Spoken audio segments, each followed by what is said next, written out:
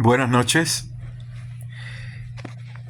les saludo, espero que estén pasando una linda noche de jueves, ya se acerca el fin de semana y, y bueno, les deseo a todos muchas bendiciones, muchas cosas lindas y, y nada, estoy aquí porque quiero entrar no en un debate, sino en una conversación o más bien compartir con ustedes una experiencia de un amigo mío que padeció y aún padece porque esa enfermedad no tiene cura, solamente se puede detener, pero es como un chip que está en la cabeza. Una vez que vuelvas a lo mismo, se activa nuevamente la enfermedad. Y estoy hablando del alcoholismo y de la drogadicción. Ese amigo mío no tiene la experiencia de la drogadicción, pero sí tuvo muchos años el alcohol dominando su vida. Él me contaba que desde su niñez, que no fue nada agradable, sufrió muchos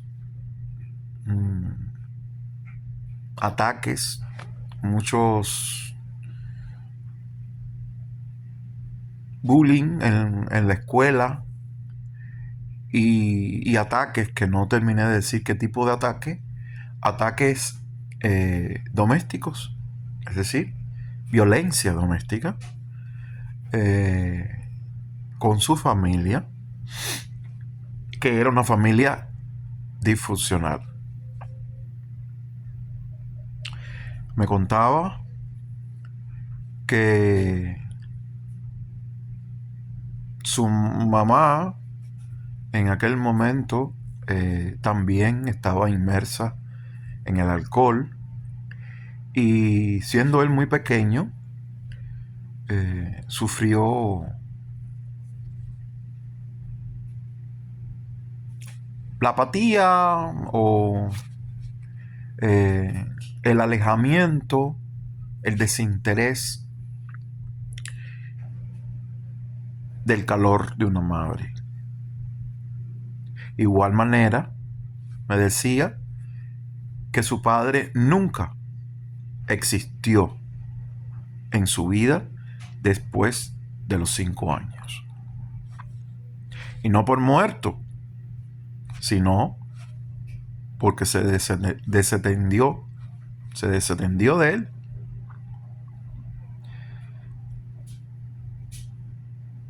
Me contaba mi amigo que producto al alcoholismo de la mamá, que tampoco sabía en aquel momento que padecía de una enfermedad terrible y perversa del alma, que es el alcoholismo y la drogadicción. Pero en este caso, él me hablaba simplemente que la madre estaba inmersa en el alcohol. Creció viendo todo eso, recibiendo golpes, a veces comía triple porque a la madre se le olvidaba que le había dado la comida y entonces lo volvía a sentar 1 y 2 y 3 veces a la mesa para que comiera. A veces cuando él no quería comer, me contaba mi amigo que como ya estaba lleno, no podía comer la segunda vez. Y entonces la madre se embravecía y le daba un platazo en la cara. O le metía la cabeza simplemente en el plato de comida. Segundo, este muchacho, que ya no es tan muchacho, ya está bastante crecidito,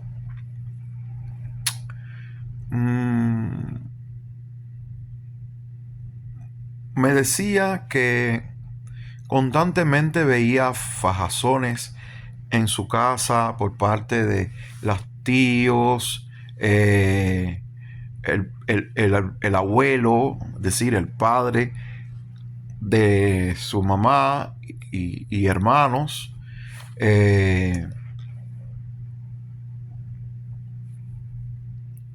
Y así creció con ese trauma y con ese temor a ser agredido y a ser violentado y demás y demás.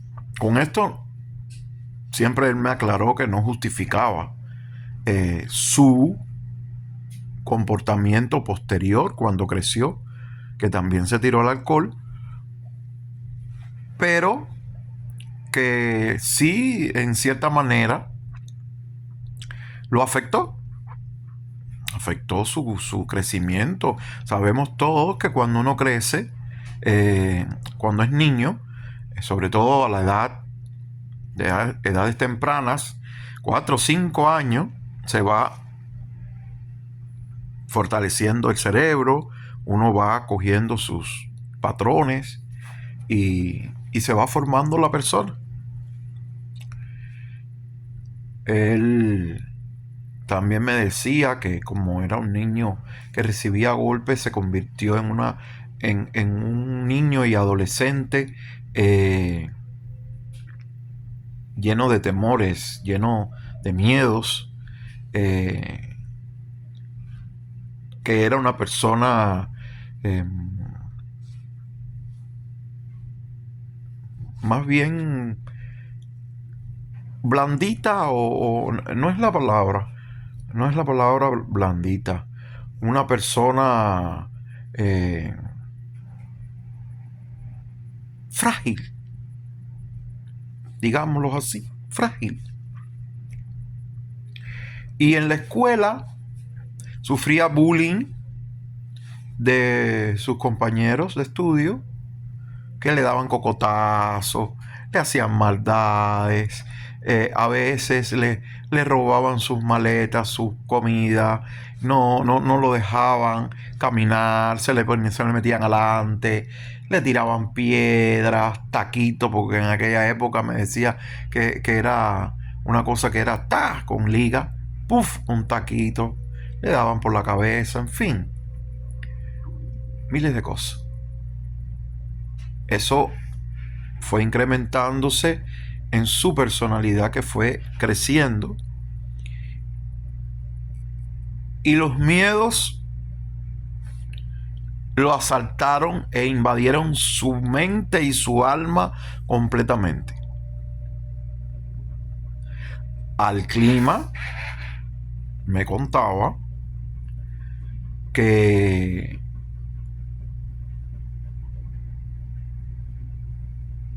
no supo nunca tomar una decisión ni elegir lo correcto después que creció.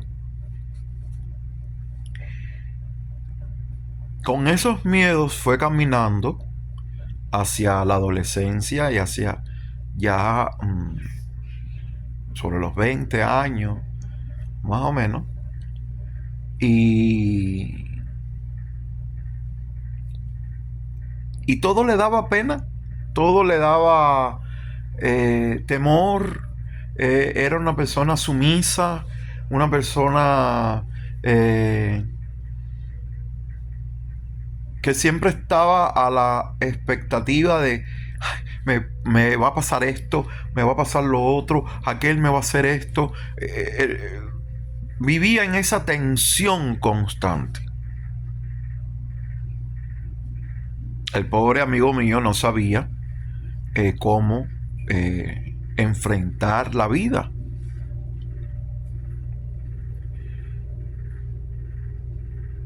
Dice que lloraba mucho cuando quedaba solo, que a veces deseaba morir, que se preguntaba que por qué le pasaban esas cosas, toda esa confusión que lo asaltaba constantemente en su cabeza, que a veces no sabía ni quién era. Y todo ese engranaje provocó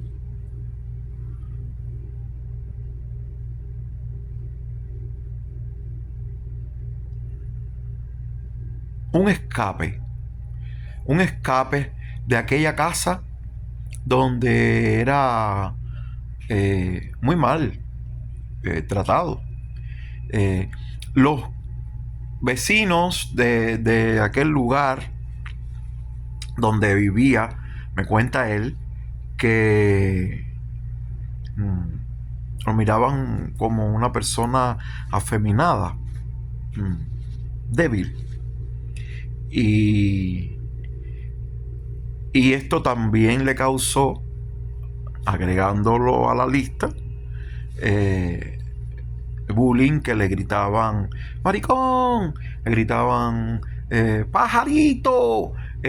A veces las personas que se le acercaban le daban GT por la cabeza y así sucesivamente. Uno de los padres de uno de sus mejores amiguitos en esa parte no pude controlar mis lágrimas cuando me decía esto. Me cuenta que lo violó cuando tenía 7 años. Y yo entré en espanto, sinceramente se los digo. Me dio un calor por dentro y un temblor al oír y escuchar eso de su boca, que me fue muy impresionante. Un niño prácticamente violado por una persona mayor, porque me decía que ese hombre tenía como unos 40 y pico, 50 años. Y era el padre de su mejor amiguito, que tenía la misma edad que él, entre 7 8 perdón, entre 7 8 años. Eso fue un trauma demasiado fuerte, y más fuerte aún al no poderlo hablar con nadie, ni poderlo compartir con alguien de su familia que pudiera apoyarlo y que pudiera tomar decisiones en ese momento para salirle al paso a ese tipo de violencia y de maltrato sexual, digamos, una violación a un menor en aquel momento.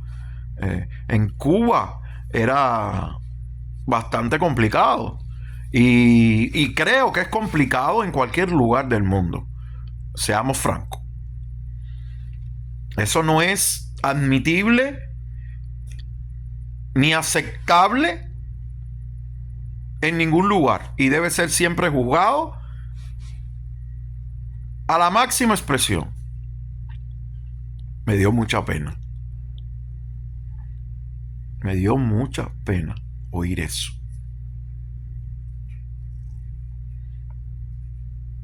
Me dieron unos escalofríos muy grandes.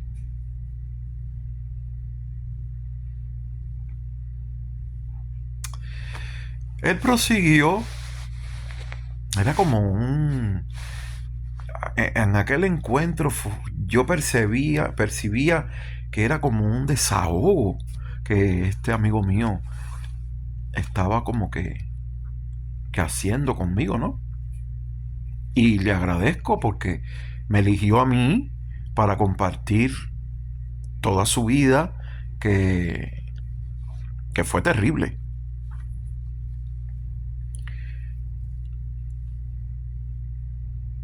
Pasó el tiempo, según me cuenta, entró en la escuela y en la escuela que no era la secundaria el pre que se estudiaba en la calle y que más había un poco más de libertad.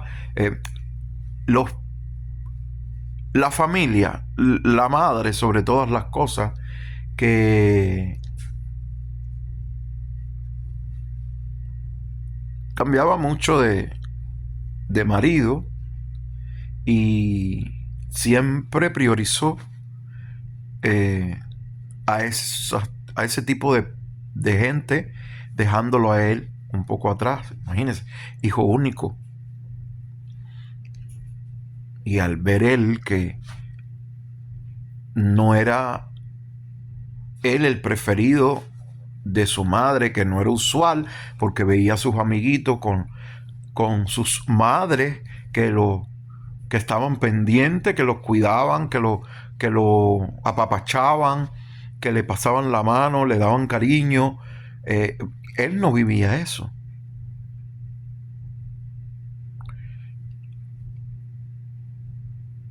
Me dio mucho dolor y lástima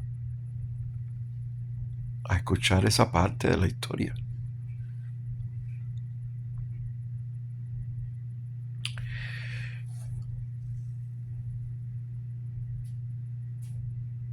Y como resultado de esto, de ella poder vivir su vida con su marido de turno, lo becaron.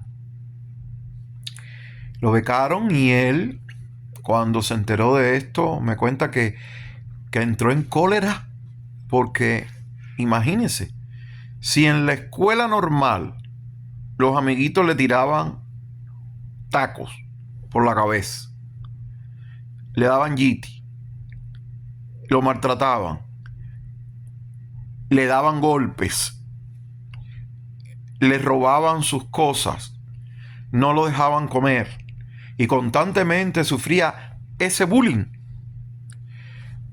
Imagínense, es que no, si no me lo hubiera contado, no, de verdad que no lo hubiera creído, señores. Imagínense dentro de una beca con todas esas personas conviviendo día a día con él. Bueno, no aguantó. Trató de partirse un pie para que lo sacaran de la beca y lo mandaran para su casa.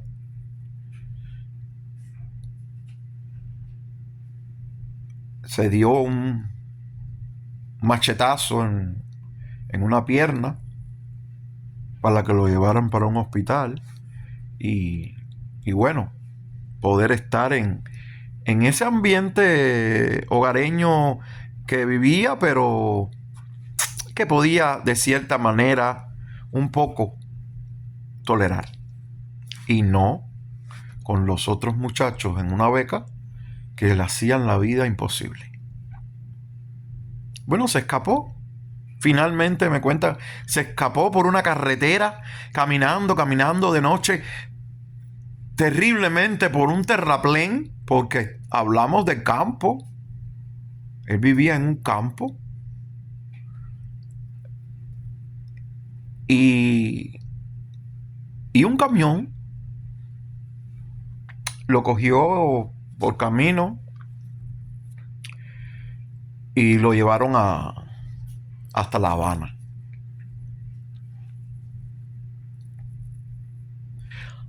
Ahí se refugió en casa de una tía abuela que según él lo quería mucho. Pero después me cuenta que era tanto el cariño enfermizo que le hizo también mucho daño. En fin, aquello fue una lucha campal porque al escaparse de la escuela y irse para la familia contraria, porque la madre nunca pudo ver a la familia del padre que ella eligió para él, y siempre estaban en pique y en contrapunteo. Y al él irse para la casa de la familia del padre, pues la guerra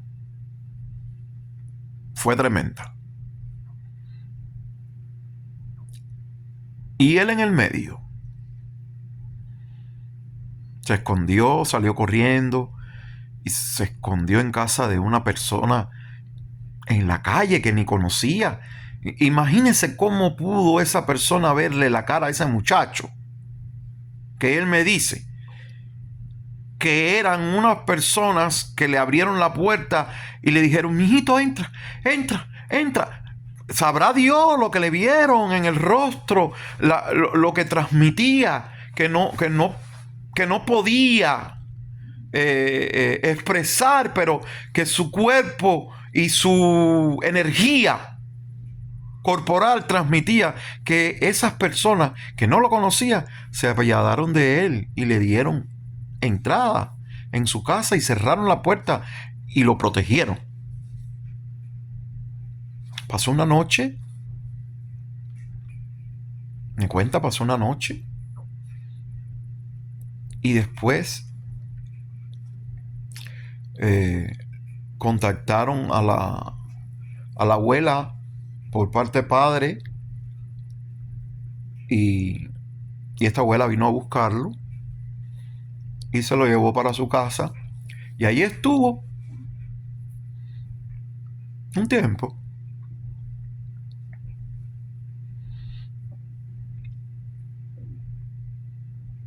Me cuenta que la madre en ese barullo se tiró en la cama a morir, se enfermó de los nervios y,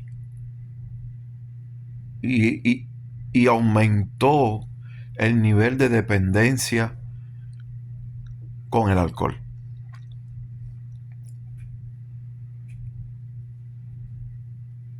Él dice que volvió porque le dijeron que la madre estaba muy mal.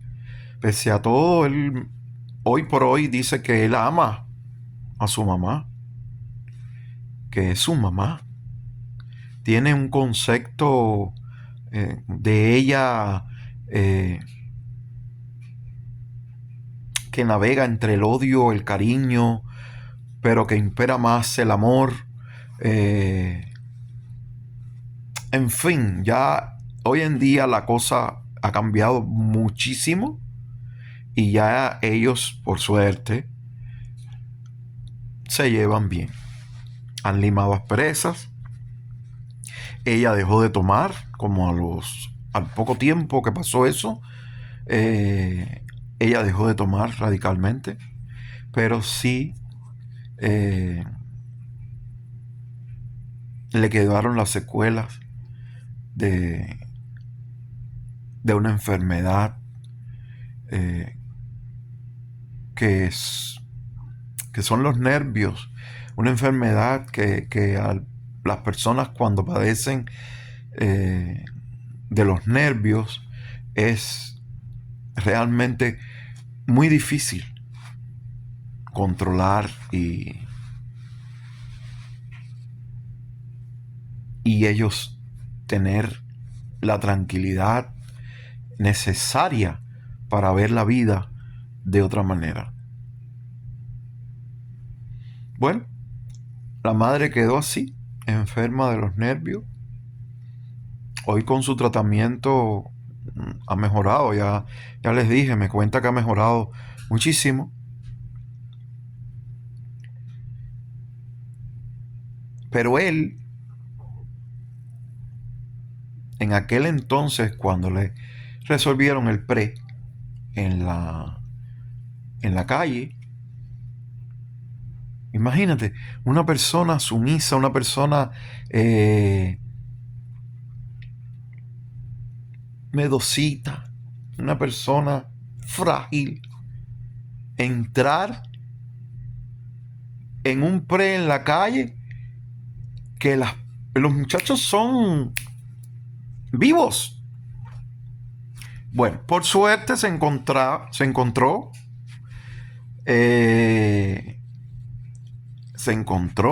con un grupo de personas en su aula que lo ayudaron a cambiar su imagen. Porque él era como el guajirito este que se peinaba de lado, que usaba las camisas anchas, los pantalones anchones, casi campana, con voz. Era la nota discordante en aquel entonces con los muchachos de esa época, que eran pepillos, que le gustaba el baile. ¿Se acuerdan? En aquel momento era el baile de Juanito, los bonches, la jodedera, las discotecas, se vestían muy Nike, y él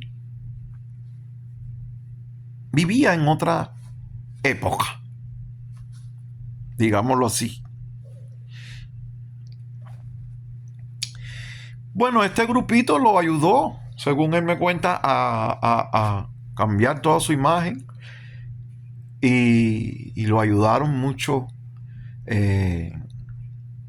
a confiar un poco más en él.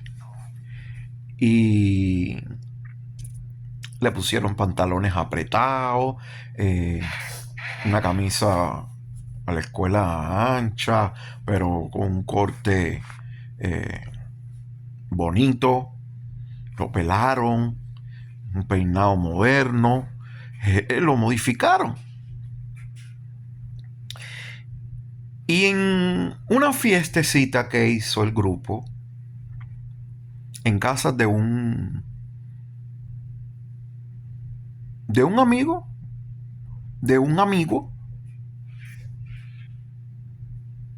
que era del aula, y todos fuimos a esa fiestecita. Yo no quería ir, pero me insistieron tanto que él dice que fue. Y bueno, cuando digo yo en esta parte de la película, es porque un poco me identifico con mi época, salvando las distancias. Yo,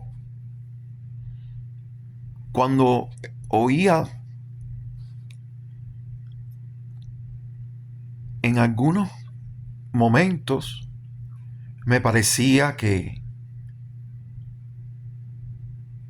era mi vida.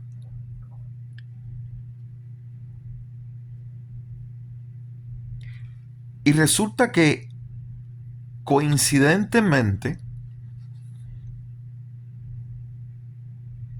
con el muchacho de esta historia, coincidió conmigo también en esa fiesta. Y fue un fenómeno, porque en esa fiesta la madre del muchacho que vivía ahí en esa casa, de verdad hizo unos pasteles riquísimos, una ensalada fría que para qué, había cake, había ponches, había vino, había, en fin, todo lo que normalmente En aquel entonces en Cuba existía aún para poder hacer un bonchecito de esta índole.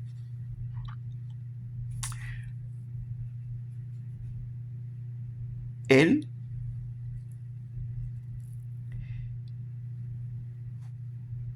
yo veía que al principio como se rehusaba en tomar, que solo su tendencia era para refresquitos y nada de vino, nada de ponche, nada de bebidas que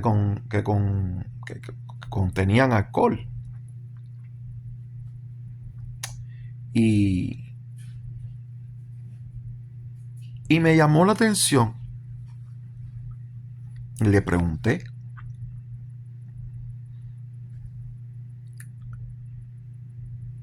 oye, ¿por qué tú no tomas? Y me respondió, no. Pero ese no, con esa nobleza, esa limpieza de alma, cuando ves que una persona no tiene trastienda, no, me respondió, sencillamente no. Pero el pillo anfitrión de aquella fiesta, amigo también hoy en día, tanto insistió que hizo a este muchacho tomar una copa de vino.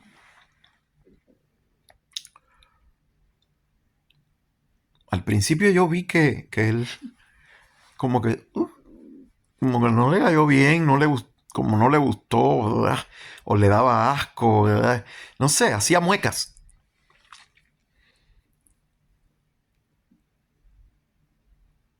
Pero después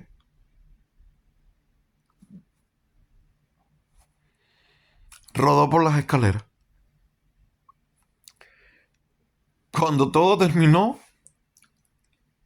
la nota era tal que rodó por las escaleras. Tuvieron que llevarlo hasta su casa, la casa de la tía en La Habana, donde él escapó cuando se fue de la beca. Esa tía que lo quería tanto y que también le hizo daño. Imagínense, una tía solterona, nunca tuvo hijos, ni marido, y todo el amor y el cariño lo desbordó en ese muchacho.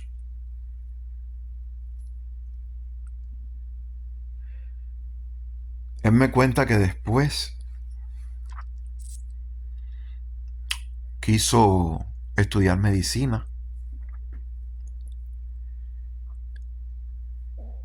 Finalmente no pudo. Y viendo en la escuela a un actor que interpretó en aquel entonces Furia Blanca, una aventura para la televisión cubana,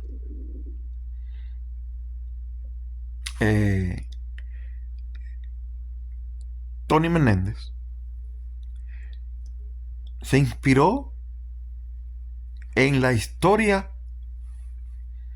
que veía en la televisión con la aventura y le llamó la atención que en su misma escuela estudiaba también Tony Menéndez y veía como las muchachitas lo halagaban, cómo le hacían coro, la gente no lo dejaban caminar, en fin, era un muchachito famoso. Y a él le empezó a saltar un poquito esa inquietud.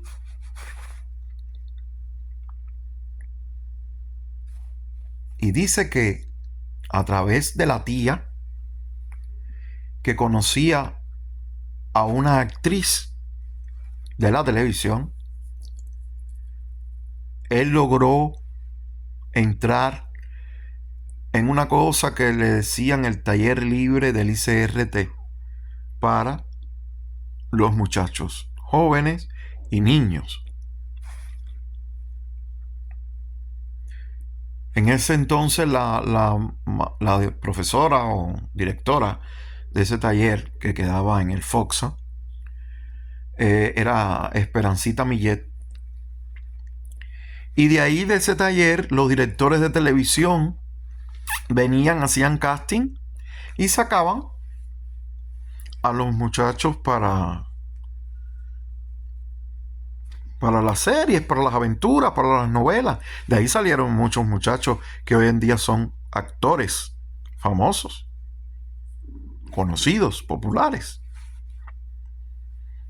como Orlando Fondicelli, como Tony Salud, como Yovalis González, Lucila Granados,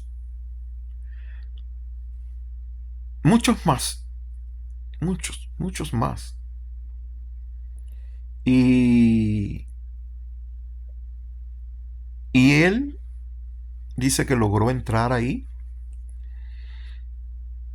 Y fue una etapa bonita de su vida. Empezó a hacer comerciales en la televisión, empezó a hacer pequeños papeles en aventuras, empezó a hacer teatro, y fue poco a poco, dice que encaminándose, hasta que conoció a un gran director de la televisión que le dio muchas, pero muchas oportunidades para él poder encaminar su carrera y enfocarse en el mundo del arte.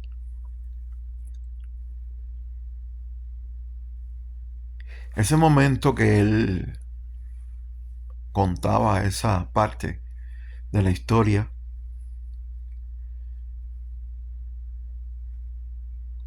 se le aguaron los ojos. Y yo pude ver que había una gran nostalgia, un lindo recuerdo, emociones encontradas, vivencias, algunas buenas, otras no tan buenas.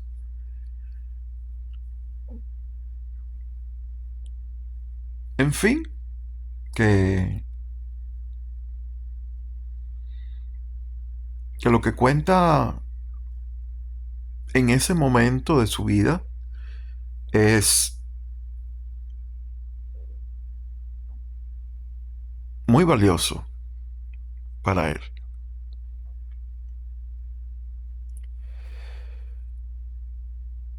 Desgraciadamente, en ese mundo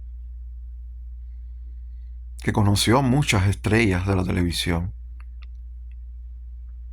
a partir de este director que después lo asumió como su hijo, muchos decían que era su pareja, su marido. Le pusieron miles, pero miles de cartelitos. Era muy polémico, realmente.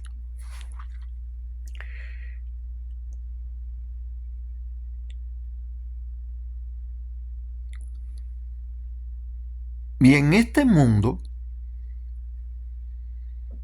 dentro y fuera de la televisión,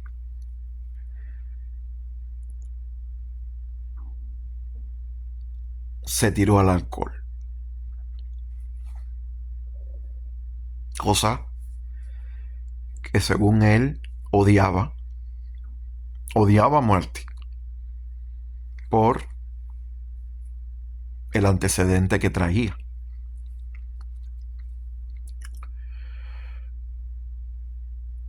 Fueron muchos años, me dice,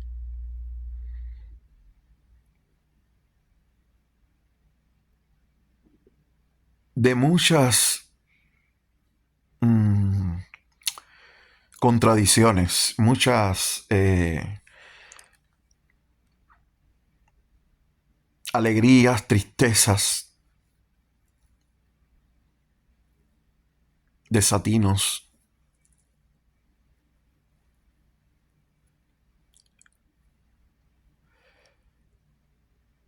A veces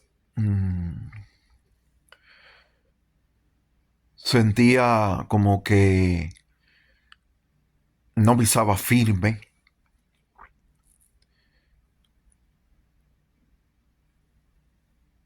Pero aún así, me cuenta que se sobrepuso a todo y siguió adelante. El alcohol realmente no lo dejó caminar mucho. Le trajo muchos problemas, muchos.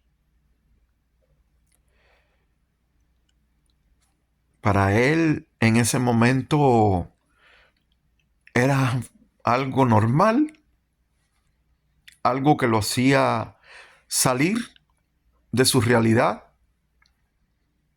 algo que lo disfrutaba porque a través de esa sustancia del alcohol, pues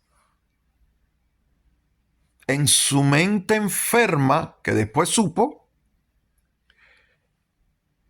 disfrutaba muchas cosas, lograba muchas cosas, poder, fama, popularidad, dinero, sexo,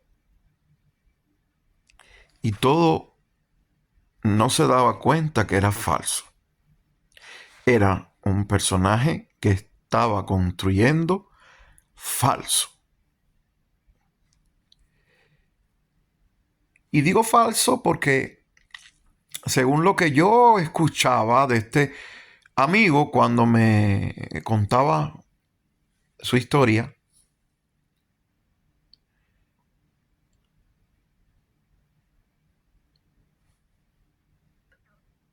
era como un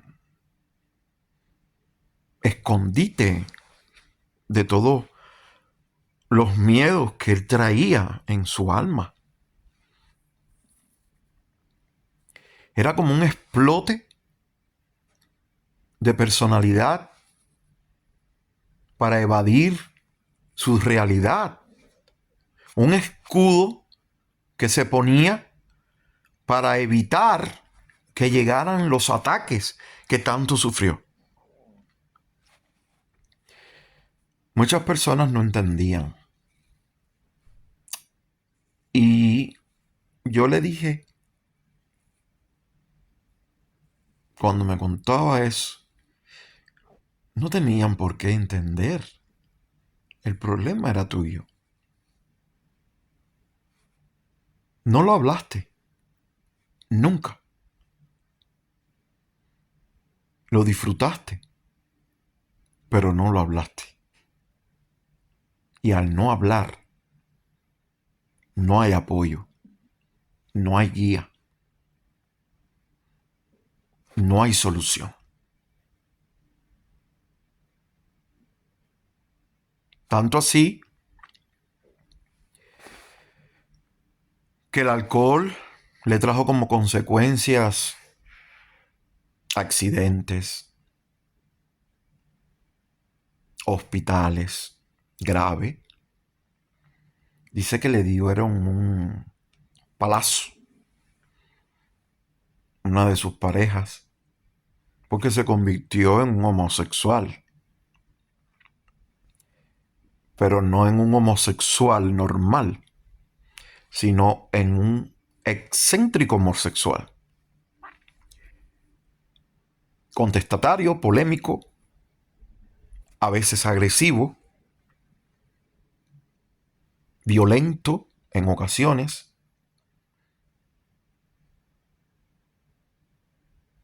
Y yo decía para dentro de mí, cuando escuchaba esto, no sabía quién era, no se conocía.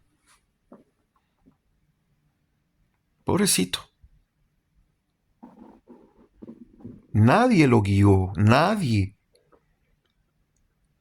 pudo pasarle la mano y darle cariño. Y los pocos que se acercaron también padecían de la misma enfermedad. Oye, tú, qué jodienda esa.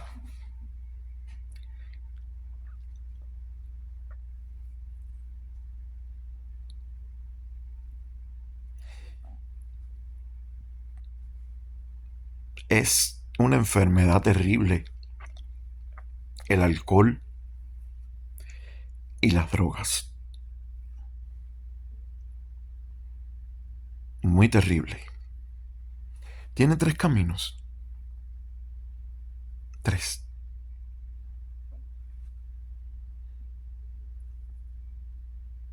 El hospital,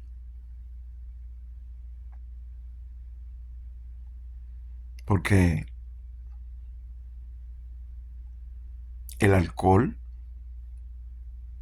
mata células, descompone órganos, como el hígado, que da cirrosis hepática, los riñones. El alcohol destruye órganos y te lleva a un hospital.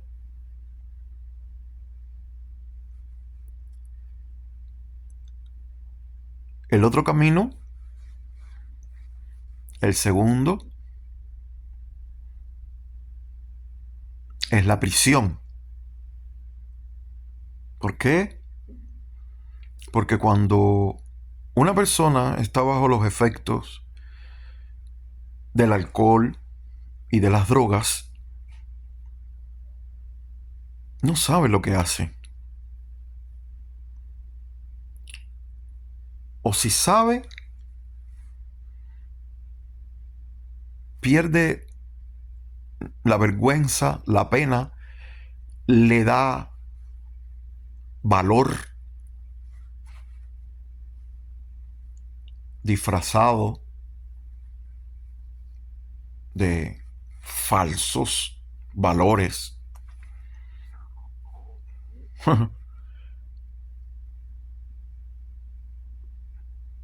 Falsos amigos.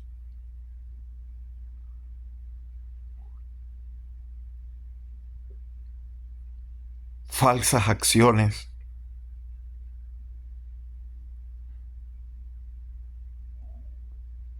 Agresiones. Violencia. Es decir, se cree Superman.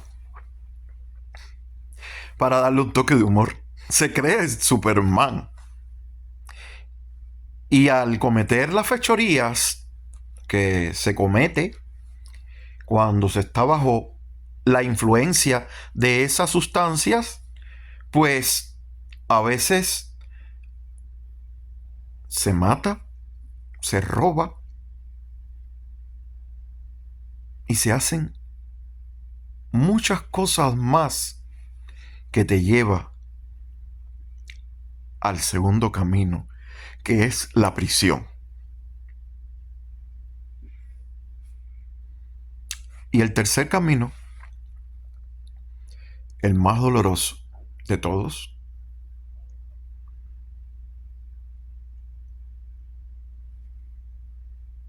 es el cementerio.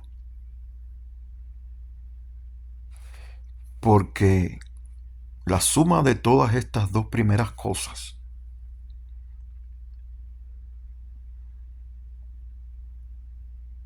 te lleva a la muerte. El alcohol mata, señores. La droga mata, señores. Te va aniquilando poco a poco y no te das cuenta. Y en la mayoría de los casos, la persona no se quiere dar cuenta.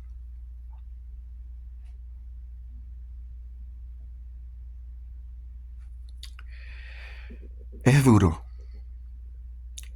muy duro.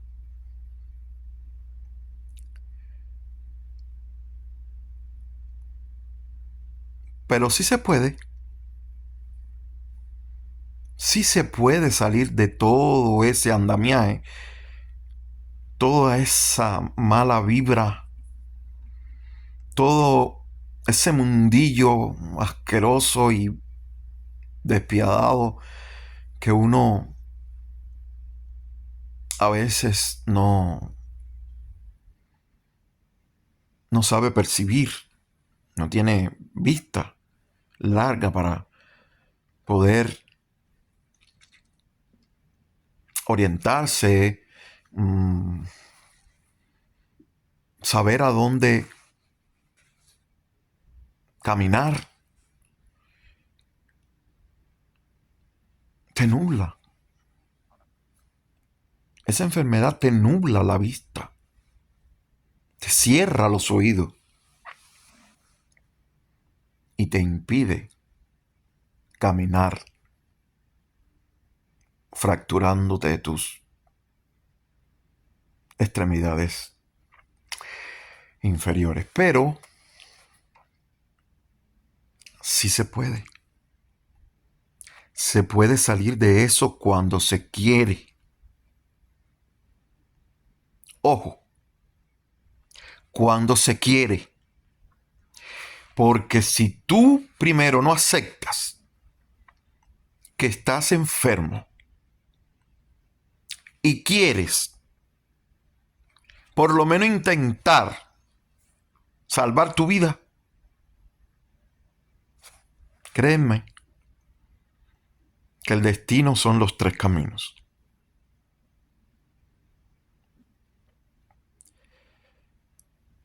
Hay muchas personas como mi amigo que tocan fondo, un fondo duro.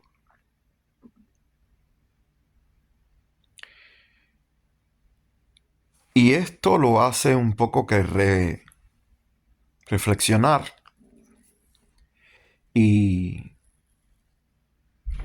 cogen su rumbo correcto.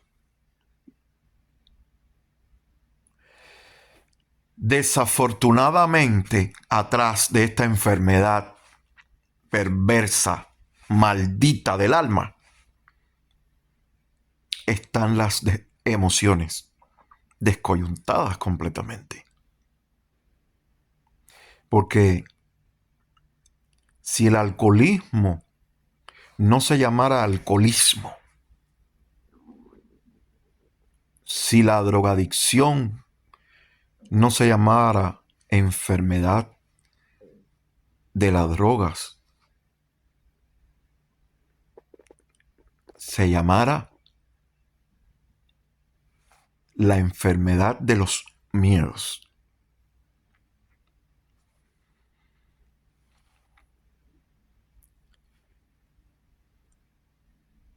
Hay que vivirlo para entenderlo. Y el que trata de entenderlo, a veces, es a media.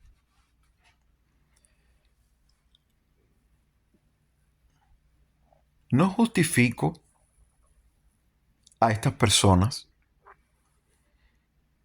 porque cuando no se sabe que sufren esa enfermedad,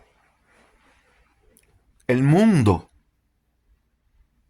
te tilda de descarado. Piensan que tú eres lo peor, que eres un asco de persona. Y no es así. No es así. Las personas que sufren estas enfermedades, en la mayoría, desconocen que tienen una enfermedad. Desconocen su verdadero yo. No saben lidiar con su personalidad. No se conocen sencillamente. Sencillamente no se conocen. Y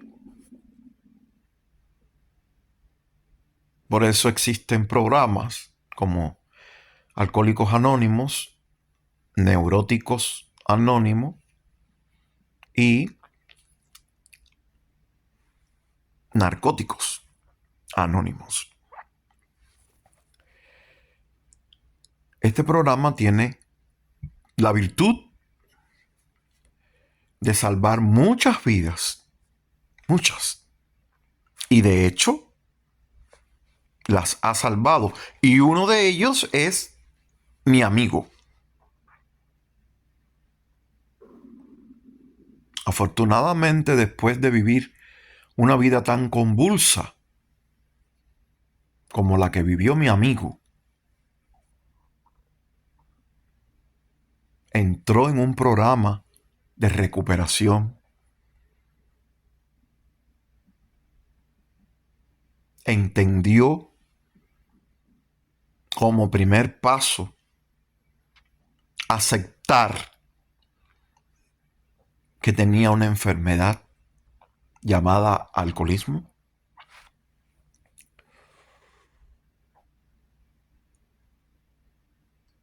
Puso su vida en manos de un poder superior, como quieran llamarle,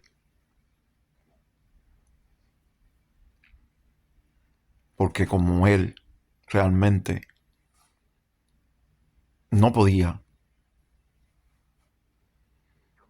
algo superior tenía que creer para el poder lograr seguir caminando dentro de ese programa.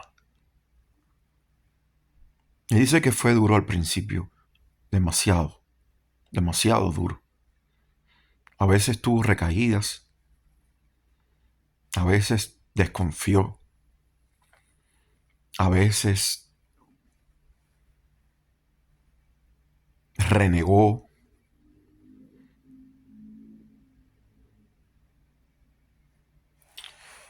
Pero finalmente se quedó.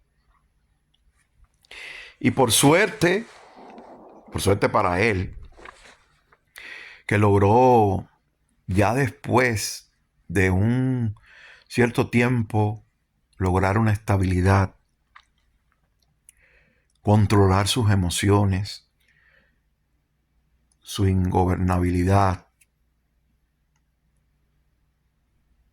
sus miedos.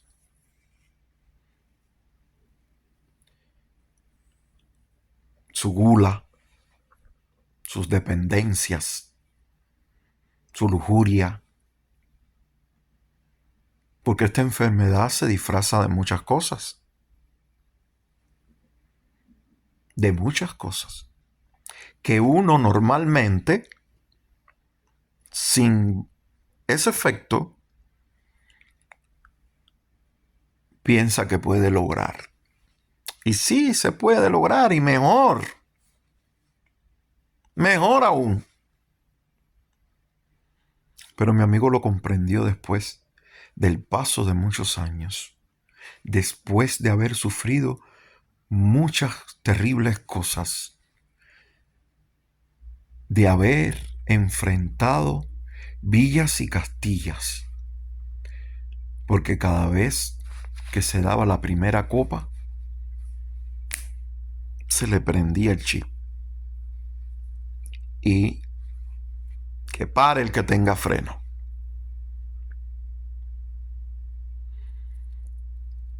Por eso se dice no a la primera copa. Esa es la que hace daño.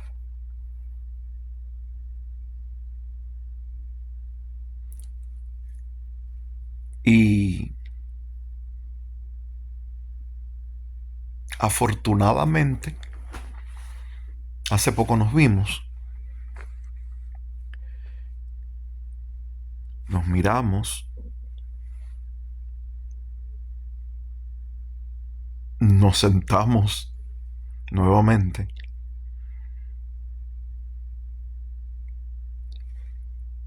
y ya la historia era otra.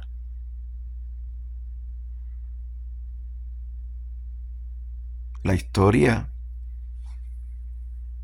ya era contada con positividad, con brillos en los ojos, con alegría, con amor, con tolerancia, con aceptación y responsabilidad.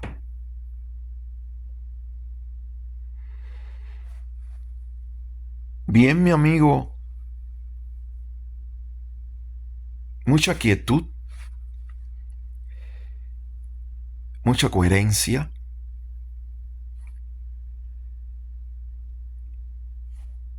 Bien, mi amigo, el placer de poder estar vivo. Bien, mi amigo, la gratitud de quien o quienes le salvaron la vida.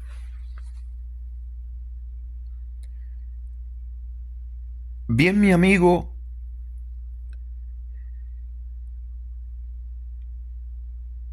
la persona valiente que pudo enfrentar toda esta tormenta, toda esta lava de volcán, todo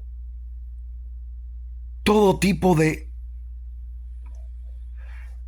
humillaciones, y superó cada una de estas cosas con una sola palabra: responsabilidad. Porque una vez alcohólico, neurótico, narcótico, es para toda la vida. Porque las emociones están ahí, latentes, mientras tú estás vivo. Y si no sabes cómo controlarlas, créeme que vuelves a lo mismo.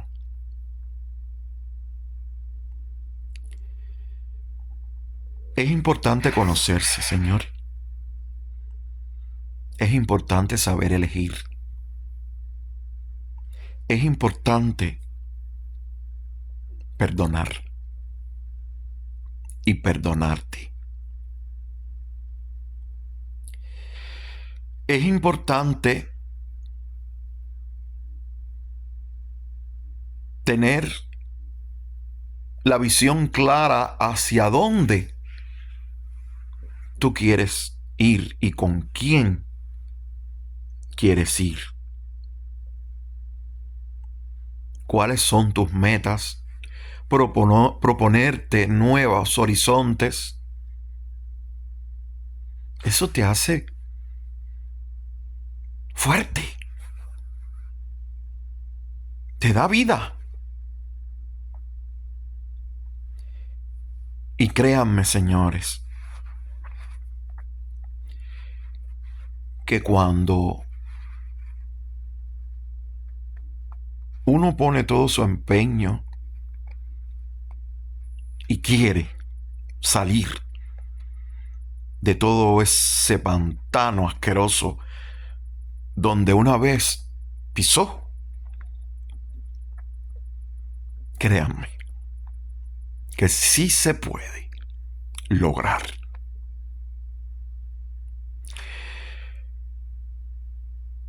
Mi amigo, pues, esta vez se despidió con una sonrisa en los labios y todos los días nos vemos. Todos los días nos llamamos, nos encontramos, dialogamos un poquito, pensamos cómo fue nuestro día, qué se puede mejorar, dónde fallé,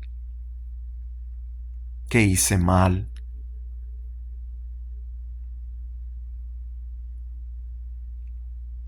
Créanme que ese que les he contado soy yo. Gracias por escucharme y ojalá que a alguien le sirva mi testimonio. Por eso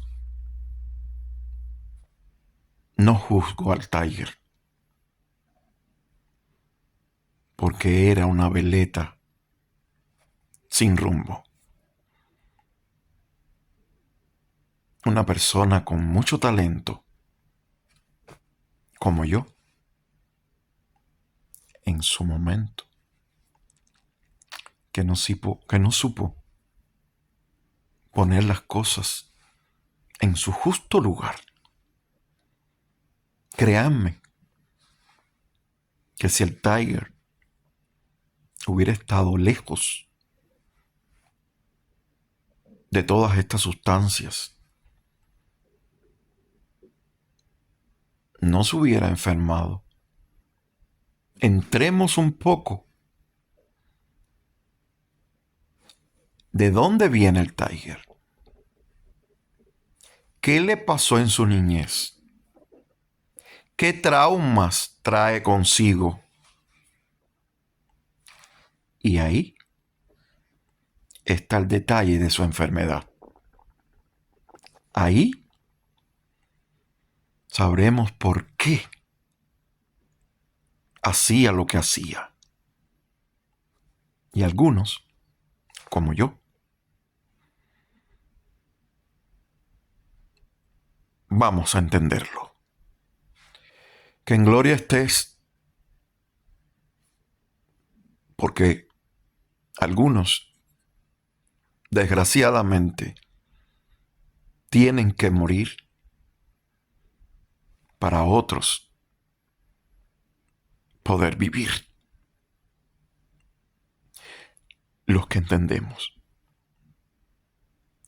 los que nos dejamos guiar, los que nos dejamos ayudar.